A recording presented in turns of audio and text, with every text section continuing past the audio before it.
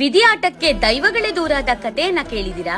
ಕೋಟೆನಾಡು ಚಿತ್ರದುರ್ಗವು ನವದುರ್ಗೆಯರಿಂದ ರಕ್ಷಣೆ ಪಡೆದಿದೆ. ಇವರಲ್ಲಿ ಇಬ್ಬರು ಬರಗೇರಮ್ಮ ಮತ್ತು ತಿಪ್ಪಿನಘಟ್ಟ. ಇವರಿಬ್ಬರ ನಡುವೆ ತಾಯಿ ಮಗಳಂತಹ ಪ್ರೀತಿ ಇತ್ತು. ತಂಗಿಯ 7 ಮಕ್ಕಳೇ ಮಕ್ಕಳಿಲ್ಲದ ಬರಗೇರಮ್ಮನಿಗೆ ಸರ್ವಸ್ವವೂ ಆಗಿತ್ತು. ಆದರೆ ವಿಧಿ ಇವರಿಬ್ಬರ ನಡುವೆ ಅಸೂಯೆ ರೂಪದಲ್ಲಿ ಬಂತು. ಬಂಜೆಯಾದ ಅಕ್ಕ ಮಕ್ಕಳನ್ನು ಮುಟ್ಟಿದರೆ ಕೇಡಾಗುತ್ತದೆ ಎಂಬ ಚಾಡಿಯನ್ನು ನಂಬಿದ ತಂಗಿ ತನ್ನ ಮಕ್ಕಳನ್ನು ನೋಡಲು ಬಂದ ಬರಗೇರಮ್ಮನ ಪ್ರೀತಿಯನ್ನೇ ಸಂಶಯಿಸಿ 7 ಮಕ್ಕಳನ್ನ ಪುಟ್ಟಿಯೊಳಗಡೆ ಬಚ್ಚಿಡ್ತಾರೆ. ತನ್ನ ಪವಿತ್ರ ತಾಯಿಯ ಮಮತೆಯನ್ನ ಅನುಮಾನಿಸಿದಾಗ ನೊಂದ ಬರಗೇರಮ್ಮ ಆಕ್ರೋಶದಿಂದ ಇನ್ನೆಲ್ಲಾ ಮಕ್ಕಳು ಕಲ್ಲಾಗಲಿ ಎಂದು ಶಾಪವನ್ನಿಡ್ತಾಳೆ. ಬರಗೇರಮ್ಮನಿಗೆ ತನ್ನ ಪ್ರೀತಿಯನ್ನು ಅನುಮಾನಿಸಿದ ನೋವು, ತಂಗಿ ತಿಪ್ಪಿನಘಟ್ಟಮ್ಮಳಿಗೆ ಮಕ್ಕಳು ಕಲ್ಲಾದ ನೋವು. ಇದನ್ನು ನೋಡಿದ ದೊಡ್ಡಕ್ಕ ಏಕನಾಥೇಶ್ವರಿ ಒಮ್ಮೆ ಇತ್ತ ಶಾಪವೆಂತೋ ಹಿಂಪಡೆಯಲು ಸಾಧ್ಯವಿಲ್ಲ, ಆದರೆ ಇಬ್ಬರ ಕ್ಷಮೆಯಿಂದಾದರೂ ಅಕ್ಕ ತಂಗಿಯರ ಬಾಂಧವ್ಯ ಉಳಿಯಲಿ ಎಂದು ವರ್ಷಕ್ಕೆ ಒಮ್ಮೆಯಾದರೂ ನಿಮ್ಮೆಲ್ಲಾ ಮುನಿಸನ್ನು ಮರೆತು ಭೇಟಿಯಾಗಬೇಕು. ಈ ಶುಭ ಸಂದರ್ಭವನ್ನ ತನ್ನ ಇನ್ನೊಬ್ಬ ತಂಗಿ ಉಚ್ಚಂಗಿ ಯಲ್ಲಮ್ಮನ ಸಮ್ಮುಖದಲ್ಲಿ, ಅಂದರೆ ರಾಜಬೀದಿಯಲ್ಲಿ ನಡೆಸಬೇಕು ಎಂದು ಏಕನಾಥೇಶ್ವರಿ ಆಶ್ವಾಸನೆಯನ್ನ ನೀಡುತ್ತಾರೆ. ಅಂದಿನಿಂದ ಇಂದಿನವರೆಗೂ ಈ ಭೇಟಿ ಉತ್ಸವವನ್ನ